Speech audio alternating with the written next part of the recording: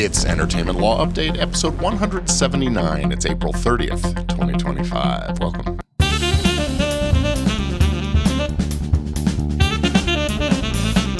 Hello there, hello there. It's nice to be with you again for this episode of Entertainment Law Update. From Los Angeles, California, I am Gordon Firemark.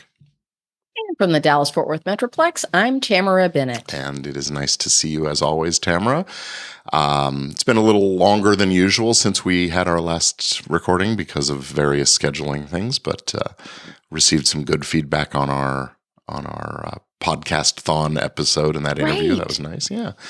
Yeah, I was so glad you said, let's do this. Mm-hmm. What a great opportunity. So I hope the podcast-thon, I keep saying podcast-a-thon, but I don't think it has a in it. I hope that was not only fantastic for musiccares.org, who we highlighted, but I'm sure many, many other nonprofits that were highlighted. Yeah, there were over 1,000 week of podcasts that participated this year, apparently, and pretty exciting to be able to, give back a little, do something for the community and organizations we care about. So that's great. Yeah. And then we were a little longer because I took vacation, and then I have to kind of shout this from the mountaintops because it doesn't occur ever. I was in trial last week. So that's just such an odd occurrence for a non-litigation attorney. So we had to push out one more week. Yeah, and that. I don't think I'm giving anything away by saying that you told me that the trial team, you had a jury verdict in your favor, which is wonderful. We had a jury verdict in favor of our client, yes. Well, listen, thank you to you all for being here with us. This is our podcast by entertainment lawyers about entertainment law, where each month we round up the notable cases, the news, the information, and try to keep you informed and hopefully a little bit entertained with our amusing approach to things. And we do welcome your feedback and suggestions and input. So head on over to entertainmentlawupdate.com, use the voice widget on the side of the screen, or send us an email, entertainmentlawupdate@gmail.com is the way to reach us there. And hey, April is our podiversary. We began the show in April of 2009. So here we are. I can't believe it. 17 years, right? Yeah, well, this is our 17th year starting now. It's been 16, starting our 17th year. So pretty exciting. And I'll tell you, in the world of podcasting, that is true longevity. So thank you and congratulations and happy podiversary. Yeah, and right back at you. I mean, I tell people, and I actually don't think it's me doing puffery, which is sometimes a legal term, that we are the longest continually running entertainment law podcast. Yes. I really think we are. There may be intellectual property ones that have run as long, but I just am not aware of an entertainment law continuously running podcast for 16 plus years, 15 plus years. Yeah, we're definitely in a very small group, good company, and I'm very proud of what we've been doing and thrilled to have had you as a partner and teammate in this the whole time. Yeah. And let's keep it going, let's do so. Folks, we would love not only would we appreciate your feedback, comments, what can we do different, but we haven't asked for this in years. We'd love a 5-star review in your favorite place to listen to podcasts or watch us on YouTube. That helps other folks find us. And so if you feel so inclined, take a minute and leave us a review. That would be fantastic. Yeah, and honestly, just tell a friend. Let folks know about the show if you like what we're doing here. If you like what we're doing here, spread the word. If you don't like what we're doing here, let us know quietly.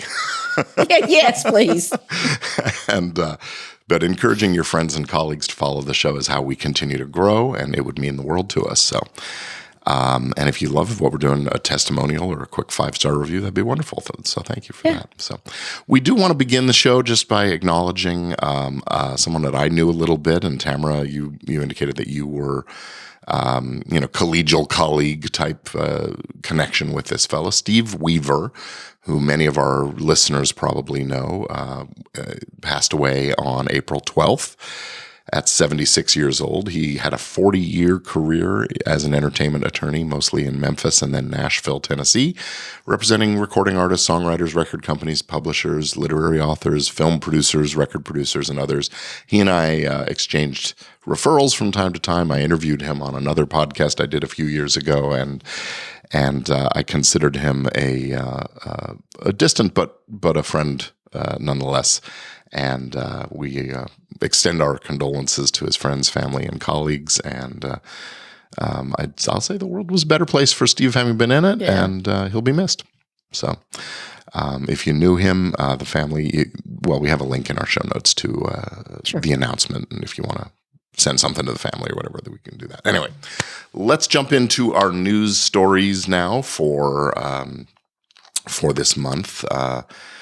The first off is a Supreme Court denying cert situation. So the case is called McGucken versus Valnet, and it started, the history is that in 2007, the Ninth Circuit decided the case of Perfect 10 versus Google, finding that Google's image search thumbnails would not be copyright infringement because they were only displaying the pictures from the third-party website as a link, as an embed, and didn't have a copy of the pictures on Google's servers. And that was called became the server test.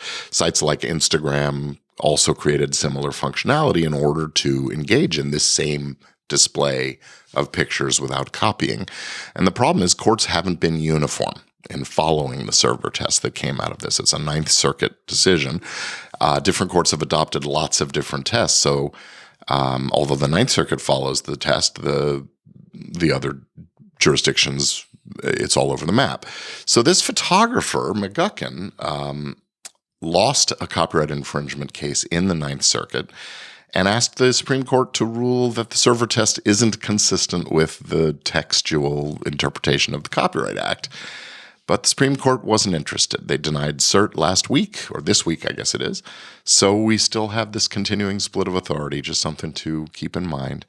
At least in the Ninth Circuit and a few other jurisdictions, the server test survives, but we'll have to wait for another one to make a Supreme Court level decision on this one. So what is also surprising to me is that Perfect 10 actually came out before we started our podcast. Isn't that wild? So, yeah, 2007. And if my recollection serves me, part of what was key to Perfect 10 was that these were thumbnail images. So, I don't know, have there been cases in this ongoing period after Perfect 10? Because clearly Instagram is not putting up a thumbnail, that have kind of expanded this process of the server test to be more than it's hosted on a third party and we're only pulling over a thumbnail image. Yeah, I know there have been other cases in other places, but often it's been sort of an additional claim in claims against whoever posted the thing in the first place or something like that. So but it's definitely a thing. The server test, I see it being discussed from time to time, and certainly when folks want to go sue Google or in this case Valnet, for hosting those images or carrying those images on their sites, then here in the Ninth Circuit, where most of the terms of use are set up to apply, that's the way it's going to go. So yeah. Feel bad for the photographer, I suppose, in this instance, but the server test is a workable test, and sometimes pragmatism has to play into things here. So, right. Do you watch the White Lotus? Okay, so White Lotus being a TV series that, when this last season 3 just wrapped, I think, or has been out. My husband said, "Oh, we need to watch White Lotus." To which I replied, "Why do we need to watch White Lotus? It's going to be unhappy, dysfunctional people Mhm. going on vacation in a beautiful location, and someone will die." That said, I happened to see the episode where he was wearing the Yeah. the t-shirt. All right. So this is So a spoiler alert. Do you watch White Lotus? I watched the first season. I watched part of the second season and sort of lost my enthusiasm for it. Because that's the Same. Yeah, storyline. exactly. It's dysfunctional people that are very unhappy, and at least one person's going to die. So if you don't know this about White Lotus, I Yeah. really haven't spoiled Right. anything. But the spoilers on the episode in question. So in season 3, the Okay, episode 5, in season 3. Full Moon Party. Here comes the spoilers. So the Okay. episode shows this character played by Jason Isaac. The character's name is Timothy Ratliff, who is a Duke University alumnus, wearing a Duke sweatshirt as he contemplates suicide after learning that he's been accused of financial crimes. So Duke is not happy about this depiction of the suicidal financial criminal, and they call their use of their trademark troubling, and claim that it undercuts their commitment to mental health awareness. The university is largely concerned with their brand image, and they haven't yet, but they may pursue some kind of a claim. But we thought it was, worthwhile to talk about because, look, in film and television, we are often confronted with wanting our characters to seem like real people. So giving them these backstories about where they went to school and maybe jobs they've held and things like that. And the question often comes up in the clearance process: can I use that Harvard or Duke or whatever Yale t-shirt or sweatshirt? Can we do that? Oftentimes more often than not, they don't ask until it's time to clear the thing. And then we sort of have to figure out, is there something here? Is it disparaging is sort of one of my questions, because that's, be careful about that. So legal claims here in a situation like this, Lanham Act, is it really trademark infringement or dilution? I don't know. I mean, I think that's where it would have to. Yeah. The umbrella it would have to be housed under would be, and I'm not saying it's a viable claim. I'm just saying if these were the claims, how in the world would it be trademark infringement? I don't know. They're not selling a product. Am I setting aside? We're going to talk about and it's not a disparagement. Grimaldi, but am I confused that somehow Duke is sponsoring this show? That's what I was going to say. I don't think there's any suggestion in a show like this that the university whose logo is shown is part of the crime or part of the suicidal ideation. Right? It just happens to be part of this particular character's backstory. And maybe it's a little weird exceptional denialism of some sort to suggest, well, our students don't have those problems, or, our alumni don't have those problems. Right. And ultimately this comes down to, look, the Rogers test, this is exactly what it was.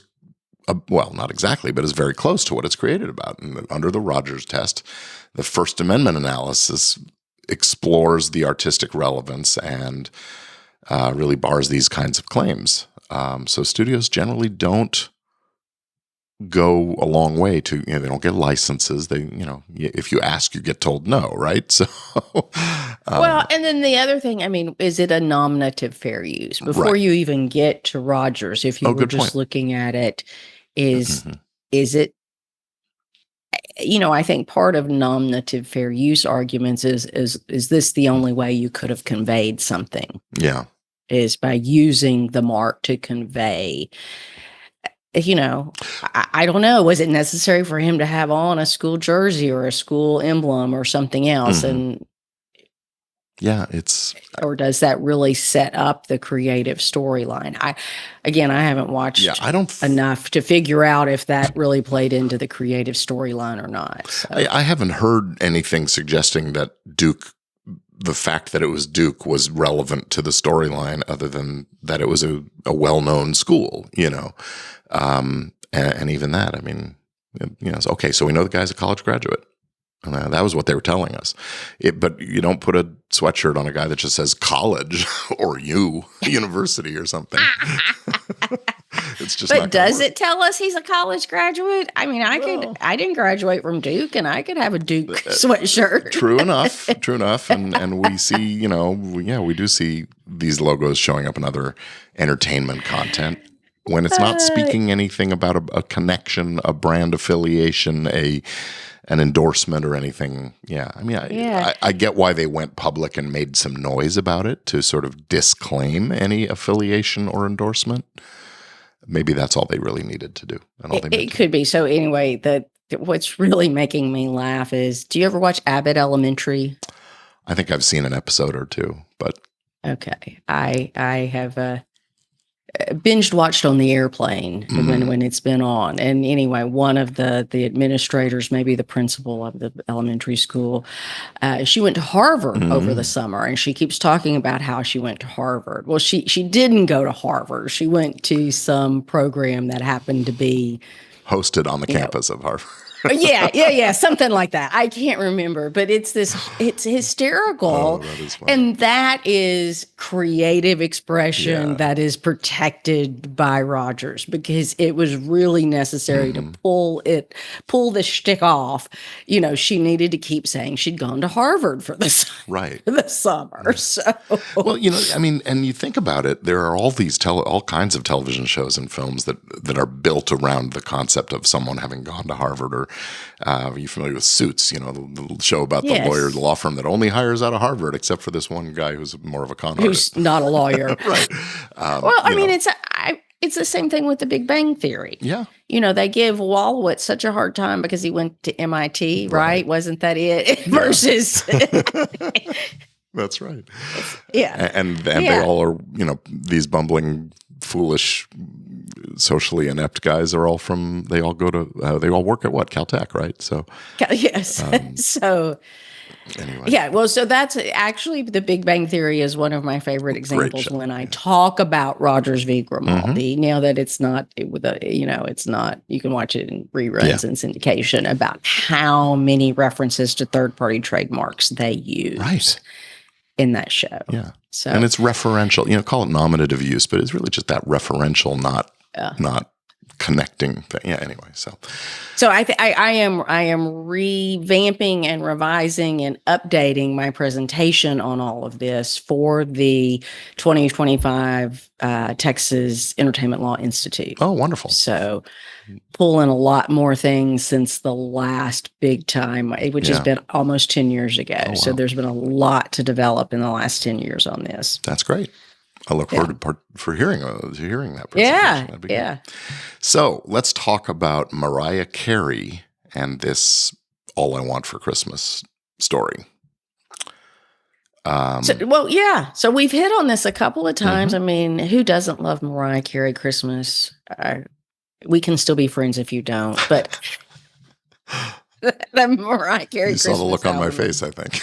I did. Yeah, it's the same look my husband has on his face. But anyway, she wins a summary judgment in the All I Want for Christmas case, which we've talked about numerous times. I don't have the episode numbers. Stone versus Carey out of the Central District of California. Andy Stone is also known as Vince Vance. I guess Andy Stone and Troy Powers make up Vince Vance, the band, have sued Mariah Carey, Sony ATV, and a variety of other publishers claiming copyright infringement.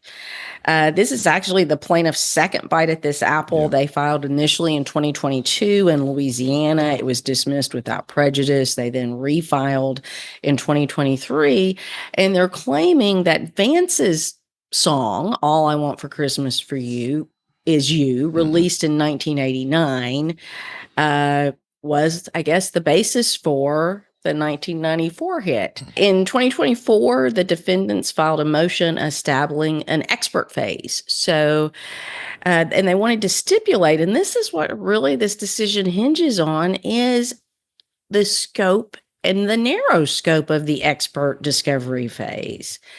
And it was to be simply limited to extrinsic review and reporting by the expert. So in addition to obviously the claims of copyright infringement, that's not what the court was looking at on this part. It was just the extrinsic test comparing objective similarities of specific examples. Carey's expert provided a 163-page report with 64 pages of that covering methodology, lyric, structure, harmony, rhythm, and melody. The court determined that the plaintiff's report, that being Vince Vance's team, failed to apply the extrinsic test, while the defendant's report on Mariah Carey explained how the works were, what was different, what was similar, what was not protected. And the court allowed or ruled that there were non-admissible as far as Vince Vance's plaintiff's reports. So it kind of just came down to following the scope of the order, and that there were frivolous and improper actions and arguments brought by Vince Vance's team. I think I may have the parties backwards, or maybe it was on. No, you're right. In this, Stone was the plaintiff in this portion of the proceeding. Well, yeah, that's right. He's suing Carey for the song. So the defendants pushed for Rule 11 sanctions, claiming the plaintiff's motion for summary judgment was sanctionable, frivolous, brought for an improper purpose. The plaintiff violated the bifurcation order that the court had set up, limiting this motion for summary judgment to just those extrinsic evidence and extrinsic test arguments. As well as misstating some legal cases that were outdated for over 30 years. That's tough. Yeah. So the court ruled in favor of the defendants. And granted the award for sanctions. That's right. So experts matter. I think that is a very true statement, and staying within the confines of what you're supposed to be briefing. Well, I think lawyering matters too. I mean, citing 30-year-old cases, things that are outdated is just.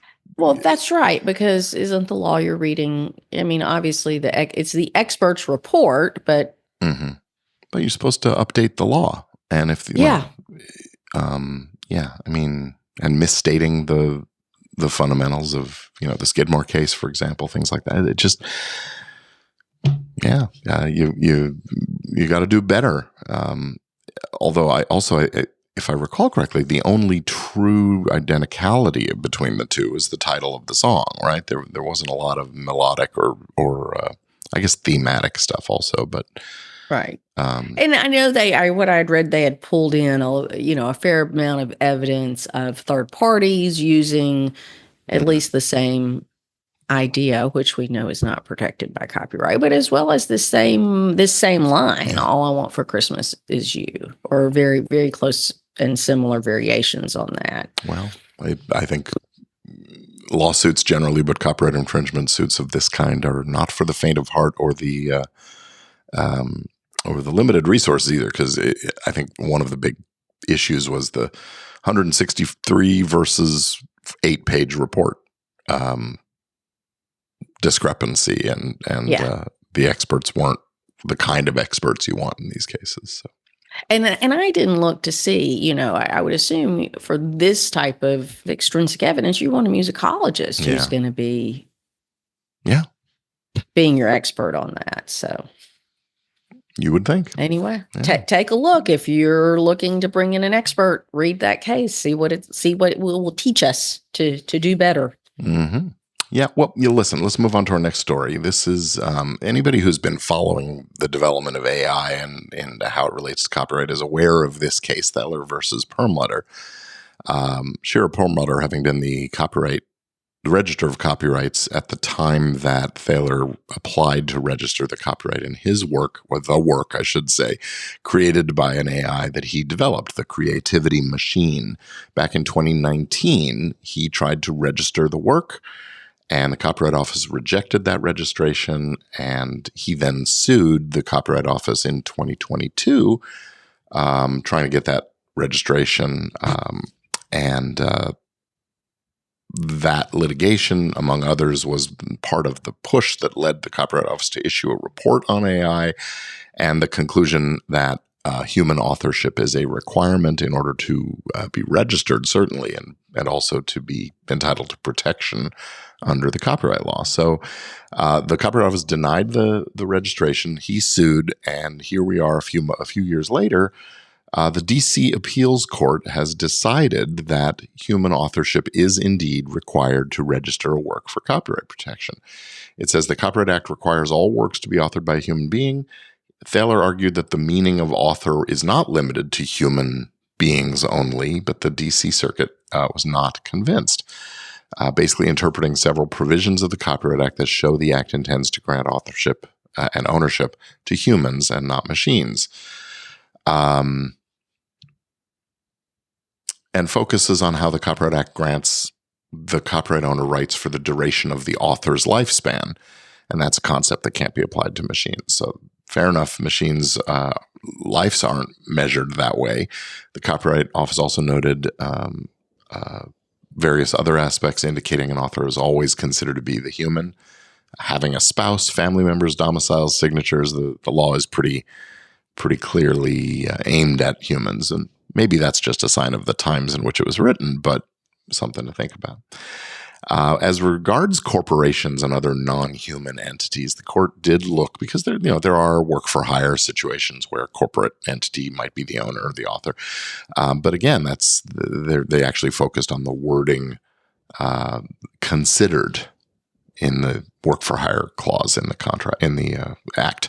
The fact that it is considered, not are, is interpreted as meaning that a human is always the author, just that other legal entities can step into the human author's shoes under the work-for-hire provision or something like that. So the court noted this is not new, going back to the Urantia Foundation versus Mahara from a while back, and also the Naruto versus Slater, the monkey selfie case that we talked about a lot in the early years of this show.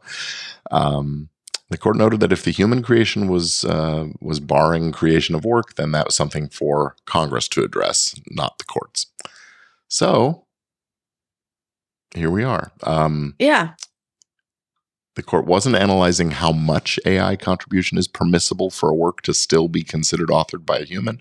It's a whole other kettle of fish, recently been dealt with in the Copyright Office a couple of times, that if you're able to show enough human involvement in the process, then the fact that it came out of an AI ultimately is not going to bar protection. I was trying to remember. So Azaria of the Dawn is one of the cases that we talked about, but I just could not remember the name of the other case that we've talked about in recent episodes where they submitted to the Copyright Office actually showing them the videos of how they created the prompts. Can you remember offhand the name of that case? I don't remember the name of that case off the top of my head, but okay. But those two being very recent examples of where the ability to show what was human contribution versus what was machine allowed for a partial protection of copyright for certain elements of the work, but not the work in totality. Yeah. So it's interesting. Thaler they really tried. They tried the work for hire argument, saying that the machine was acting in the role of an employee for hire, I guess, for Thaler. That did not fly with the court. And he also argued that he was the author because he built the machine, and supported that with really only a single sentence, but the court didn't want to hear that either. So if he had been if he had articulated and elaborated on the facts around the creation of how the machine was prompted and those kinds of things, maybe then he would have done better. I don't know if he's going to be able to come back now and claim it on those bases, but Well, and I think that's where Zaria of the Dawn and these other cases have learned from Thaler as to what evidence you're going to have to submit to be able to show some human authorship or original human authorship that's protectable by copyright.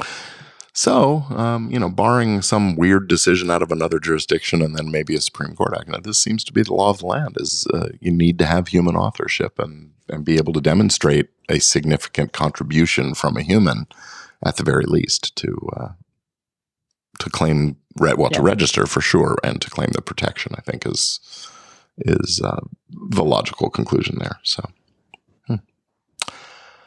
So we have another case here. This one just caught my eye. It's just my youngest son plays Roblox, and I haven't asked him about this actually, but apparently in the game there is a place where there's a piano. Let me see, a popular game, Meep City, within the game, and there's this piano in this, I guess it's in a bar or restaurant or something, and within the Roblox universe. When the users interact with the piano, it plays the Maple Leaf Rag, right? Musical composition written, more than 100 years ago. September 18th, 1899. Okay. So I had to look it up because I couldn't, by Scott Joplin. Right, Scott Joplin. So first million selling sheet music. Is that right? It is. First million selling sheet music, Scott Joplin, September 18th, 1899. So the underlying musical composition of the Maple Leaf Rag is public domain. Yeah.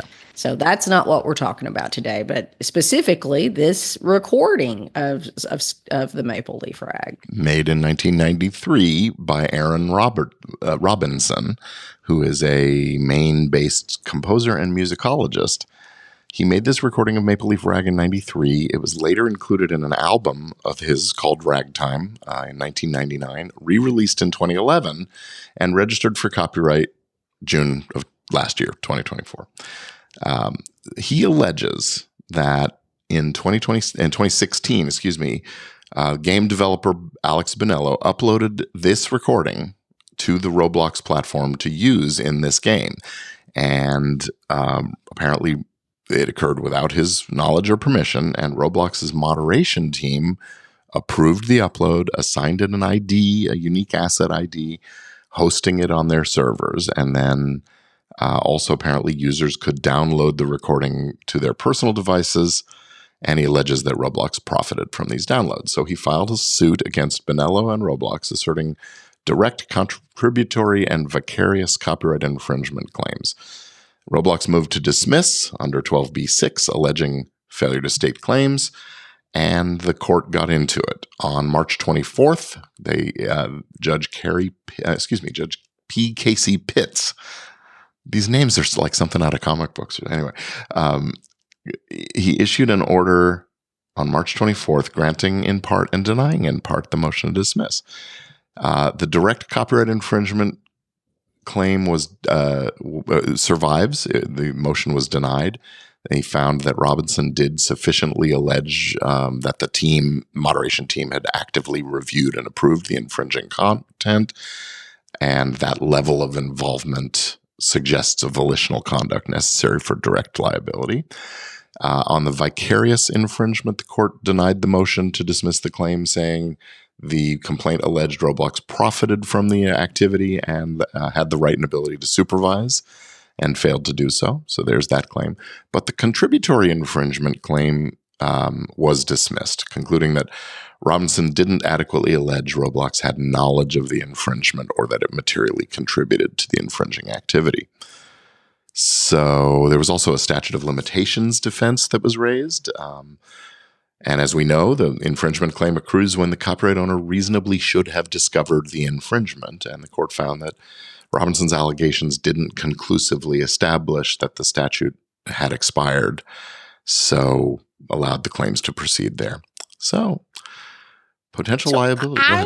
I don't really know what Roblox is. So anyone can upload a game there. It's all user-generated content. What is the platform? So the platform is, as I understand it, and I haven't played with it either, but it's a building and construct. You build your own universe, your own world within this established, like similar to Minecraft. Yeah. Okay. And apparently users, I don't know whether this other defendant, what was his name? Benelli, he's a coder and developer, so he may have been uploading a full-on game with lots of interactivity and stuff like that. I don't exactly know how he fits in there exactly, but the users can upload assets that will become a part of their environment. But this sounds like it was made available to everybody who encountered this piano. So anyway, okay. Online platforms need to be vigilant about these kind of things. If they're going to play an active role, if they're going to moderate and approve this user-generated stuff, they need to actually do the job of moderating and approving it. I think probably what happened here is they gave a first blush look and said, oh, it's Scott Joplin, it's in the public domain, and they didn't think about the recording. So maybe the other message here is you've got to train your people to understand the two copyrights issue in music recordings. Yep. And this case is the illustration. So hopefully the other platforms will do better going forward. And we'll see. There's still to be a trial, so there may be other arguments that will find their way into the defense of the case, unless there's just a settlement at this point. So right, it'd be interesting to see if we could if we could ever figure out damages, if that ever gets to that point. So yeah. Do you remember a few years ago there was this thing that went around? It was like a disease, a pandemic thing. I'm being facetious. Epidemic, pandemic, something with a 19 in it. Yeah.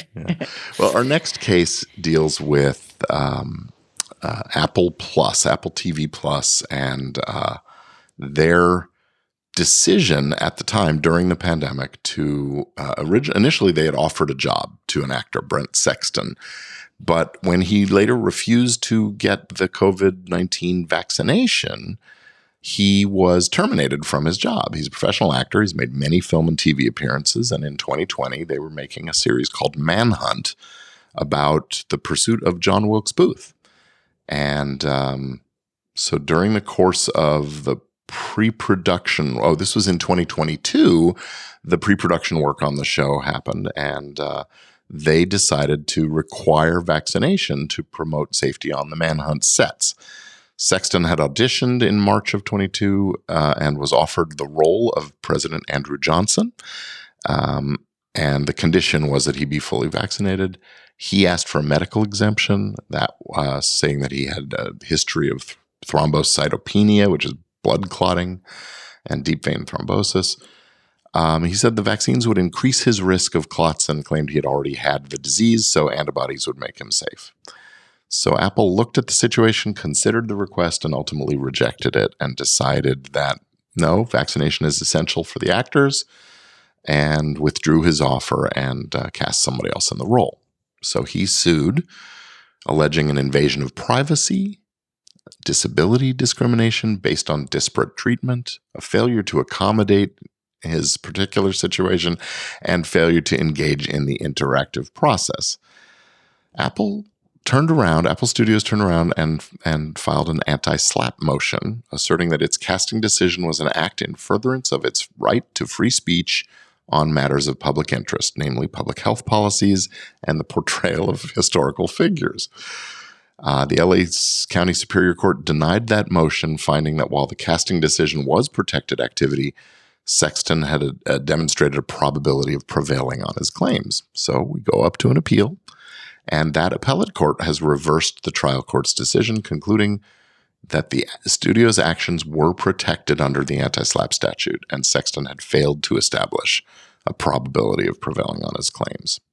It's interesting. The probability question decided differently by the two courts seems like a factual thing to me, but anyway.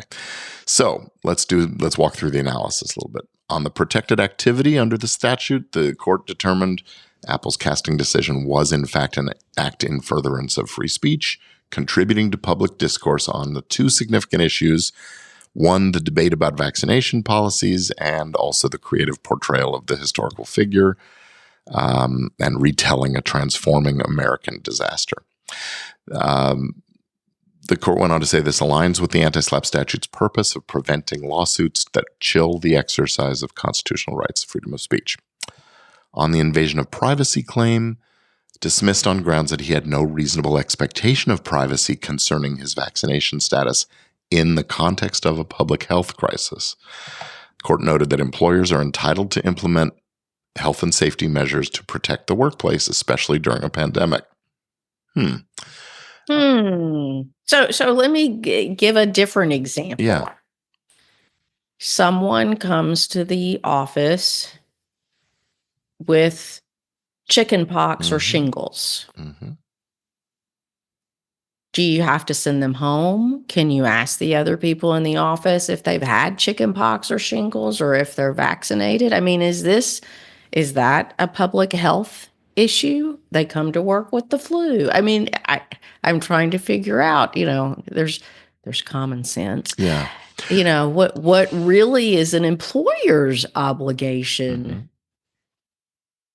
I bring that up only because 25 years ago, I was actually out on maternity leave. One of the ladies I worked with at the firm I was at that time was pregnant.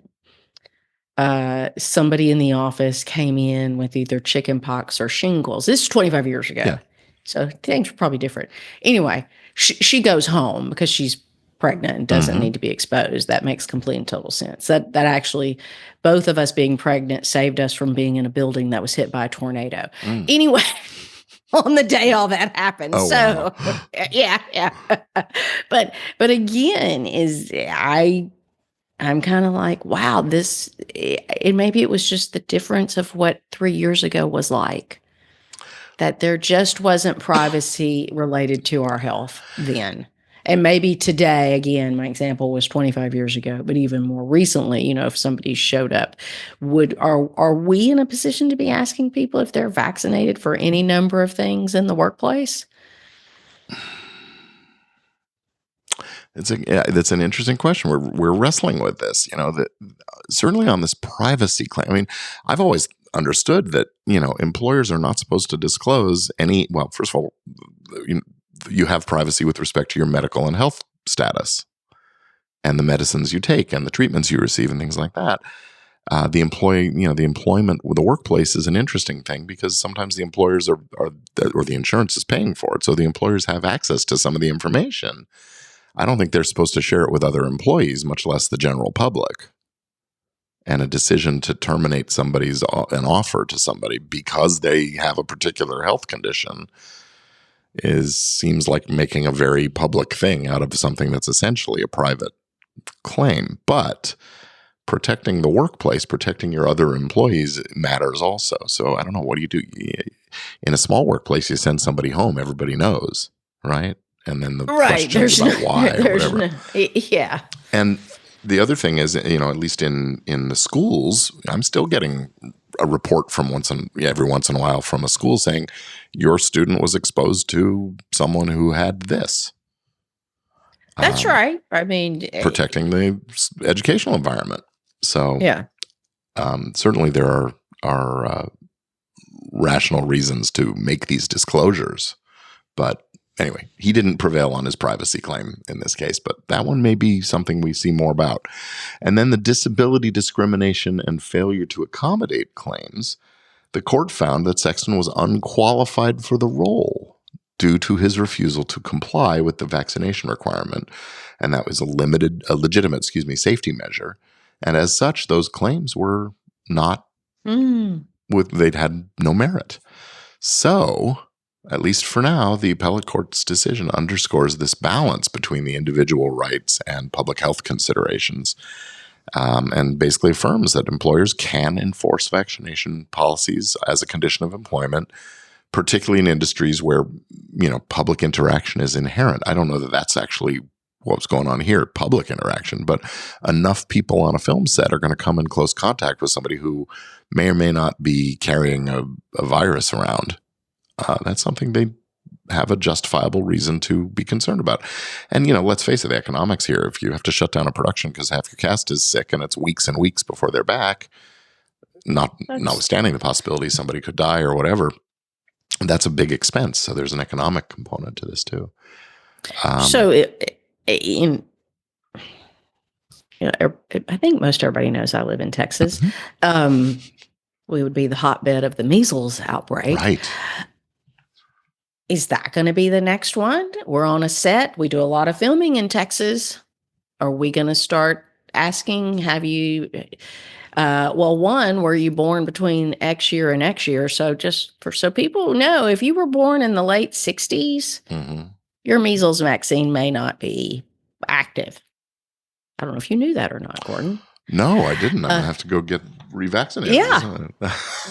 Whatever your personal choice is. Wow. Yes. So there's a window of time in the 60s where those of us that received our vaccine, you don't have antibodies. Again, 25 years ago when I had a child, they tested me and I had no antibodies. Oh, wow. So, well, and public health message from the folks at Entertainment Law Update. That's right. We got all kinds of public health for you. So, not getting into a conversation about pros and cons of vaccines, but that to me feels like, based on the nightly news, is that going to be the next thing that shows up in a studio? Is not, have you been vaccinated for COVID, but have you been vaccinated for measles? And is that going to become is that going to be in the context of a public health crisis? I don't know. And I mean, really what we're getting at here is that the vaccination status of a person is not just the First Amendment part of it, but it's also that you can designate it as a qualification for the job role. And if you need somebody who can run and jump to play the basketball player, it's not discrimination to not hire someone who's in a wheelchair. I mean, I guess it is discrimination, but it's allowed. It's a legitimate job qualification. If you need somebody with a particular skin color to play a role because that's what the role calls for, turning away people of other racial backgrounds is acceptable, if not ideal, right? So here we're making another one of these, what do you call it? A classification, I guess you could call it. That's kind of interesting. I don't know. Maybe we'll see further appeals on this case. Yeah, it kind of just struck me. I think. Well, obviously, we are no longer in a public health crisis when it comes to COVID-19. So, measles is taking over, but measles is taking over. I also heard that dengue fever is on a huge rise in the U.S. Oh, I don't know. We went through a whole dengue fever, yellow fever questions because we transited the Panama Canal and we're in the country of Panama, and did we need a vaccine or not? I mean, anyway. All right. Well, it was a thing. I'm over it. So, all right. So Superman, I love that we get to talk about Superman litigation randomly many times over the last 17 years. We just had a case out of New York dismissed, and it was brought by the estate of Joseph Schuster, who is a co-creator of the Superman character.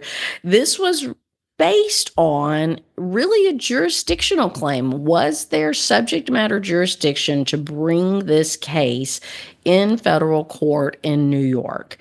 And the court looked at, obviously, the facts of the case and then 3 different areas to analyze whether or not they could even take on the case because of subject matter jurisdiction. And I think we immediately think, oh, well, this case was brought because of copyrights, which it was. But it was brought related to copyrights for claims of British copyrights and territories that fall under British law, and potential infringements and not collection of royalties in these British territories, including UK, Canada, Australia, and others. And so the court said, yeah, you're bringing, how's it kind of structuring this as a copyright claim, but there's no diversity. So they looked at the fact that one of the parties, one of the corporations that was on the defense side was in California. Schuster died in California, so by that nature, the estate is California, so they kicked it out for that. They said, we appreciate your asking for a declaratory judgment, but the Declaratory Judgment Act in and of itself is not enough to keep you in court. And the fact that you're alleging something related to the Berne Convention is also not enough to keep us in court. So there was no substantial federal question. So if you have questions about how to stay in federal court when you've got a copyright issue, this is a great case to take a look at for those reasons. is the court here saying that the U.S. no courts in the U.S. would have jurisdiction over this? That it would have to be would they have to bring it under UK law in the UK or these other countries, Canada, Israel, India, Australia, Ireland, or is the court really saying, sorry, there's no case here at all? I don't think they're saying there's no case here at all. Okay. I think they're saying you have no federal jurisdiction. There is no federal subject matter jurisdiction. Right. There's no diversity. So you can't get it in under that. There's no U.S. copyright law claim. So there was no subject matter on that. Just because you want relief under the Declaratory Judgment Act, and just because I didn't understand the whole Berne Convention, but people can go read the case. I printed it out. There were arguments under that as well. So yes, it's interesting because it deals with Superman and the long-standing rights related to that. But it's really an interesting look at how to try and get and stay in federal court. The case has been refiled in state court in New York. Okay. So we'll see what the state court has to say as to whether or not they have subject matter jurisdiction over it, or if they're going to have to go file suit in the UK. All right. We'll keep you posted if we hear more about it. Yeah. Yep. All right. Well, we have our AI corner now. It's getting to be a habit with us, is covering the AI stories. And this month is no different. We have some wins and some losses in the AI companies in court across the country in this last month. First off, we have Concord Music Group versus Anthropic. This is an order denying a motion for preliminary injunction in Northern California.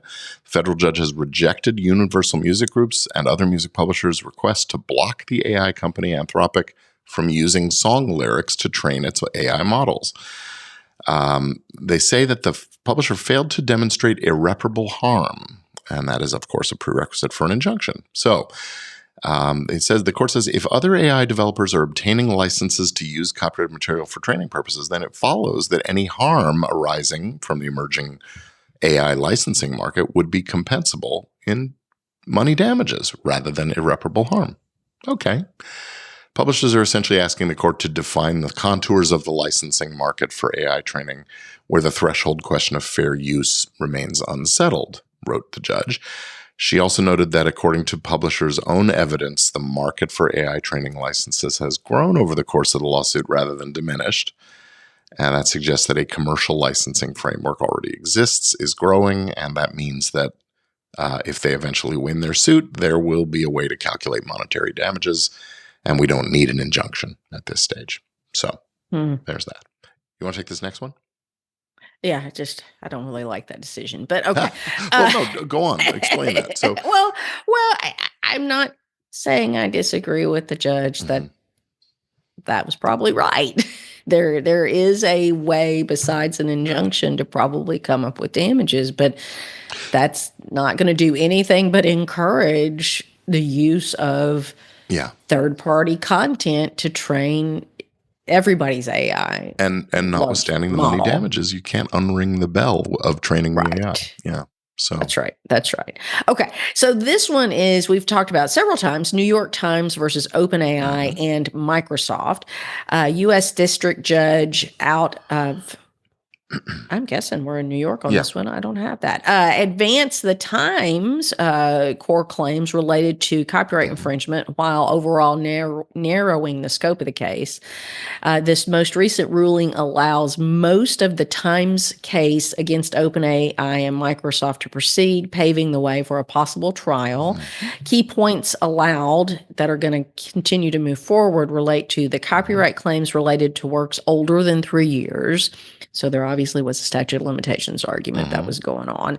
And then claims that the tech companies were indirectly liable for copyright infringement. Other publications that have opted to accept licensing deals, including News Corp, the owner of the Wall Street Journal, New York Post, and the New Yorker owner, Conte Nast. Meredith. I think I don't know what that is. So, sorry, I'm reading. So I'm feeling. Condé Nast disclosed quarterly earnings.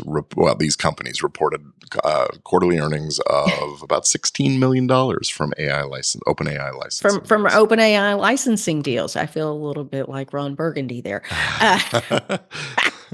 We're both Sorry. reading from something that has an artifact in it. That's strange. Yeah, that's right. So anyway, so again, I think this case supports the previous Concord Music Group case decision that there are licensing frameworks being built out. Yeah. And whether we like it or not, it can be licensed if there can be a meeting of the minds and an agreement to the terms. Yeah, but fundamentally, we have to remember that even if there is a licensing marketplace and a framework for it, part of owning a copyright is having the right to say no. Say no, this is not a mandatory, statutory, gotta grant you a license type situation. Oh, goodness. I hope that's not the direction we may be heading in. But well, it sure sounds like it, isn't it? The court's saying, some well, kind of if you don't like compulsory it, we're not going to grant you an injunction because you could give them a license. Well, okay. Yeah, and then there is a statute, there is a licensing, not statutory, but there is a licensing scheme for synchronization of musical compositions and sound recordings in a film or an audiovisual work. There is a licensing scheme in place, but I can still say no. I don't care. And get an injunction I don't want you to use it. Distribution of a film if the music is used without permission. Yeah. That's right. So potentially get an injunction, yes. Yeah. So it doesn't matter that there is a licensing scheme and a way in which to most likely calculate damages. Doesn't matter. And this issue, this finding that there's no evidence of irreparable harm is going to hurt on the final outcome, availability of an injunction as a remedy to the successful plaintiff here also. This is preliminary injunction stuff, but eventually you ask for a permanent injunction. And that's not going to happen either, given this finding. Right. So, here we also have a consolidation of the New York and California authors' cases. After OpenAI had proposed consolidating the cases brought by authors from both ends of the country in Northern California, 12 of the cases against the companies have instead been consolidated in New York. So we'll give you a consolidation, but not in the jurisdiction you want, I guess, is the result. The judicial panel who looked at this said that centralization allows a single judge to coordinate discovery and streamline the pretrial proceedings, eliminate inconsistent rulings.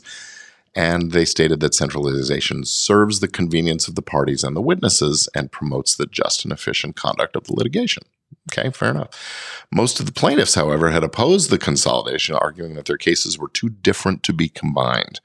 But the transfer order states that the cases share factual questions arising from allegations that OpenAI and Microsoft had used copyrighted works without consent and compensation in the training of their models. So,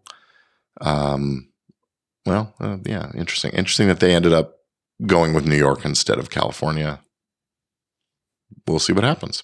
So yeah, I don't know. So another one in the news is Cadre versus Meta Platforms Inc., focusing on copyright management cases as related to AI as well, correct? Yes. The core assertion in Cadre is that the creator of their acronym is Llama, set of large language models infringed upon copyrights of authors and journalists, including Sarah Silverman, along with a class of similarly situated authors.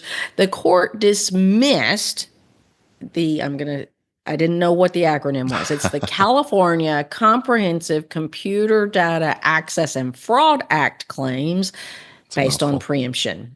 Yeah. So they said, the Copyright Act is going to preempt that because based on any right that's qualitatively different from plaintiff's right under the Copyright Act, making such the claim under this big, long acronym inapplicable in this context.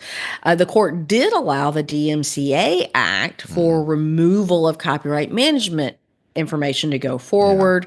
The court found that the plaintiff's argument that Meta intentionally removed copyright management information from their copyrighted books during the training process of their large language model, Llama, to conceal copyright infringement. Yeah. So, that's interesting. I wonder if now folks are learning from that and they're scanning in the whole book with the copyright notice. Oh, interesting. Or did I just tip somebody off? Who knows? Well, I don't know. I mean, I think that more often than not, it's technological. They're stripping it off of websites and other digital data where the copyright management information may or may not be embedded within the code of whatever they're grabbing. It's not so much scan the copyright notice, but it's in principle the same idea. I want to go back to the dismissal based on this Comprehensive Computer Data Access and Fraud Act. The preemption claim. So it was a preemption claim. I just wanted to confirm. It sounds like there's no claim that is qualitatively different from the Copyright Act claims, therefore preempted. Therefore preempted. Yeah. Yes. I did go look at the opinion to make sure the word preemption was in it. Okay. And it was. I may have bumbled my reading of that. No worries. So I just want to make sure. So let's just highlight Zach Strebeck is a lawyer who practices in the game industry largely, and is a valued friend and colleague and former member of our Entertainment Law Update family of contributors. And he has a new article out on AI copyright for game development over at his website, strebecklaw.com. We have a link in the show notes for that. He has summarized the findings of the courts and the Copyright Office and things like that in a great way. Very helpful for game developers, board games, video games, you name it, and has some tips for best practices. So really glad to be able to highlight that and say, nice job, Zach. Thanks for doing that. Zach was one of our very first early on as one of our volunteers. Early on. So I value our relationship with him. Absolutely. He's good peeps. Yes, indeed. So, yeah. So I don't know if anybody saw that the Copyright Office has released a toolkit to help with copyright registrations. And after I dug a little deeper, they have several different toolkits at the on various things. So, it's part of the Copyright Office Copyright for All initiative. The toolkit is a PDF, and it may come in other forms too, is a visual breakdown of the essential elements of copyright, the process of completing a copyright application. I eyeballed it. It never fails. They use a whole lot of words to when they didn't have to. Express a simple concept in complex language. Yeah, and filing an application is not a simple complex, but I think on the current Copyright Office website, it is not a simple deal. So I think it's a step in the right direction. I would be interested, if I may actually, just for fun, the next time I file a copyright application, follow it step by step and just see what happens, and I'll let us know. I'll report back, or I'll have my paralegal follow it step by step and report back, and we'll go through that. But it's there. We've got a link to it, and hopefully it will be helpful for some folks. Fantastic. All right. Well, that brings us to the end of this episode of Entertainment Law Update, and we want to say thanks again to our loyal listeners. We appreciate you. We appreciate you spending your time with us, and we appreciate your feedback. So you can leave that for us. We have a voice widget on the website at entertainmentlawupdate.com, or email entertainmentlawupdate@gmail.com, and find us on social media. I'm no longer using Twitter, so I'm not going to promote at entlawupdate, but Tamara, if you see it, you can do your thing. Anyway, and thank you as always to you, Tamara. I appreciate you for these 16 plus years, and looking forward to more. So how can listeners find you? I am too. Yeah. You know what? Folks can find me online. CreateProtect.com is going to get you to all the great things you've been seeing for over 16 years from me. online. The firm I joined, my new firm, who I love these folks that talk about great peeps. They are great peeps at harperbates.com. You can still find me at tbennettlaw.com, and that'll get you connected to all of my new information as well. And on most social media at Tamera Bennett, TamerABennett. Very good. Thank you. And I am Gordon Firemark in Los Angeles, California. The website at firemark.com is the place. And you can find my email address, gfiremark@firemark.com. And on social media, gfiremark on most social media. Instagram, it's my full name, Gordon Firemark. But everywhere else, gfiremark. Let's say thanks to our team of volunteer contributors. Managing editor John Janicek has been with us also a very long time. And Charles Thorne, Alexis Allen, Violet Zhang, Dawson Holder all contributed. And we have a new contributor to the team. Lelwa Massetti has joined us and brings a valuable perspective from the African continent. And she's exciting. She's doing some graduate studies in law here in the U.S. And I've forgotten what firm she's just joined, though. So she is a licensed attorney. And we're really glad to have you on the team, Lelwa. So thank you for being here. And listen, if you are interested in joining us and being part of the fun as we create these episodes as a contributor, reach out. entertainmentlawupdate@gmail.com. Send us a quick cover note and a resume. And we'll get back to you and set up a time to talk. And with that, I think it's time for me to push this next button and say that wraps up this episode of Entertainment Law Update. So thanks again for listening, and until next time.